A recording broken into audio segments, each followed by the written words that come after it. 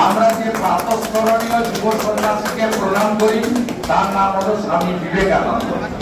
স্বামী বিবেকানন্দ সবসময় বলে গেছেন, যত্র জীব তত্র শিব, শিব জ্ঞানে জীব পুজো। তিনি বলেছেন, আমি পৃথিবীতে এসেছি মনুষ্যত্বের মধ্যে ঘুমন্ত দেবতাকে জাগ্রত করার জন্য।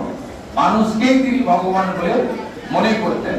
তাই তিনি বলে গেছেন, ব্রহ্ম হতে কি পরমাণু, সর্বভূতে সেই প্রেমময়, মন প্রাণ শরীর অর্পণ কর হইসকে এসবের পাই।